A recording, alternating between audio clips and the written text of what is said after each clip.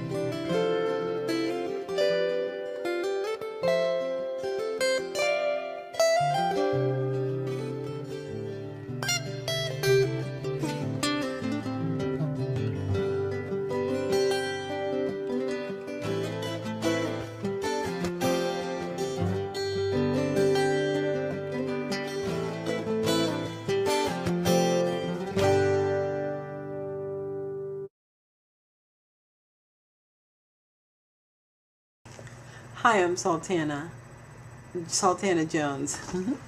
I just want to let you know that I'm reading Innocent Blood, A Story of Redemption. It's available on Amazon, Barnes & Noble, and Xulon Press. So I'm going to start reading for the rest. Clint is really going through a struggle. He's hearing a voice that's saying, why are you persecuting me? He's had a live abortion.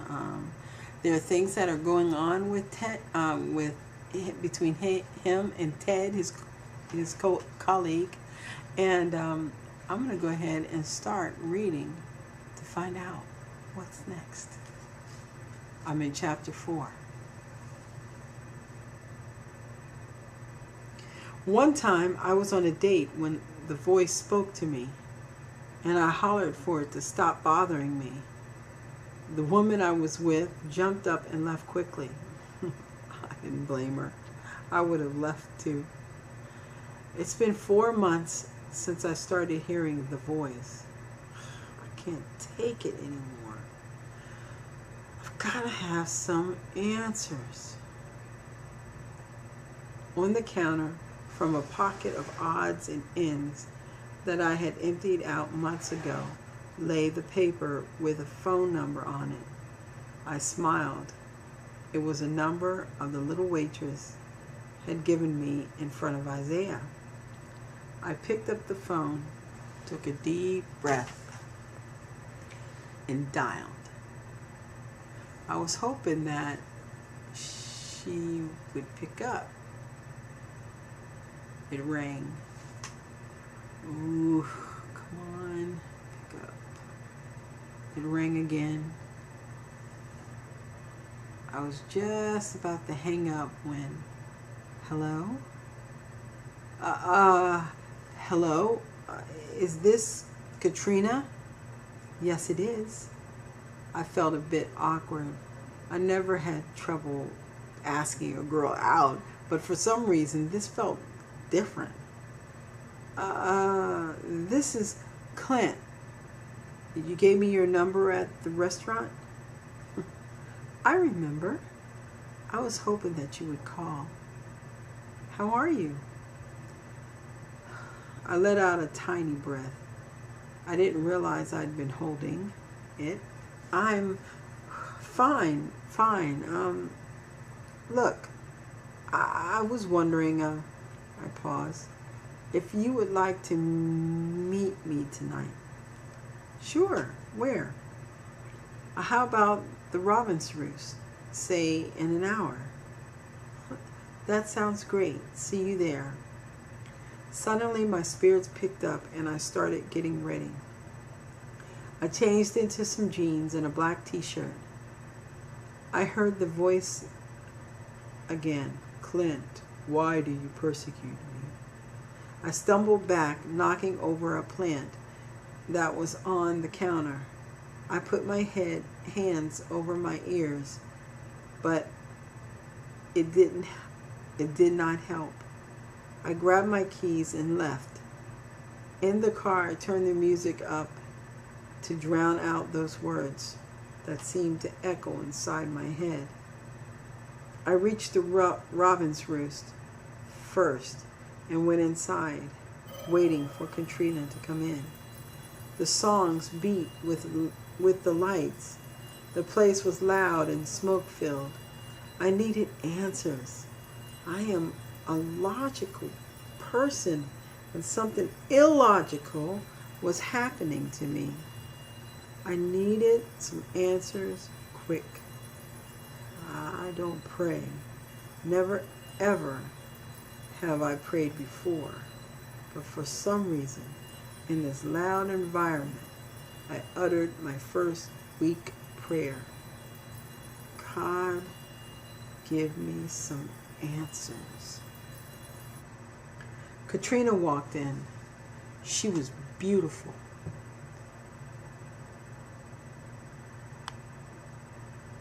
She was dressed in jeans with a pink top. Her hair lay on her shoulders, giving her a sweetness that accented her smile. I walked over to her and extended my hand. She gently took it. I led her to our table. Why did you come? She smiled. Why did you call? I don't know. Really, I admitted. I was looking for something. I went back to the original question. Why did you come? I felt that you needed answers. Did a double take. Excuse me? I felt God say to go to you. I ignored the reference to God. Yeah, let's order. Are you hungry? A little. Maybe just an appetizer for me. Chips and spinach dip sounds good. I signaled to the waiter, who came right over. What can I get for you? I placed our orders. She would have the chips and spinach dip, and I would like the buffalo wings, please. I glanced at the menu.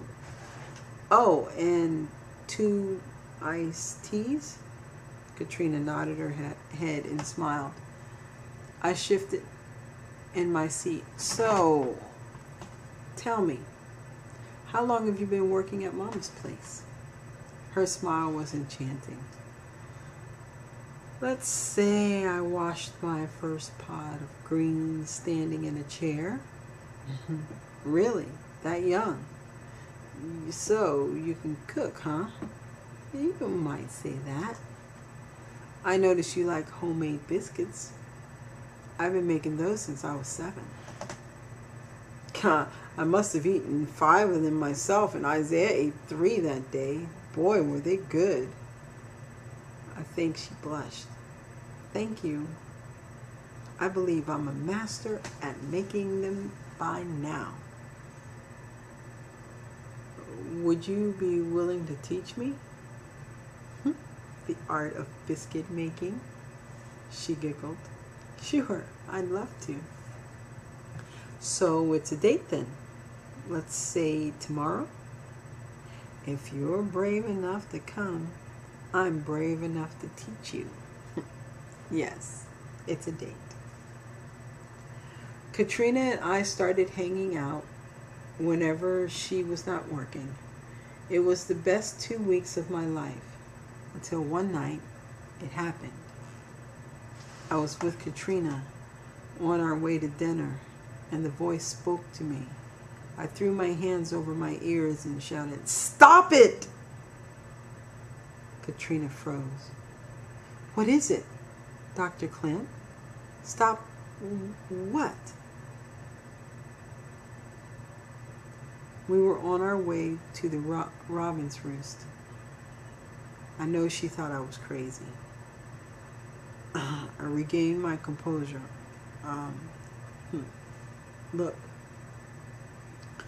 are you hungry? Not really. I just ate. I looked around. Could we skip the Robin's Roost and go walking downtown? Sure. So we climbed into my Mercedes and we drove off. So, what's going on with you? You look like you were in pain. I didn't say anything for a moment. I need to know something. Are you... I paused.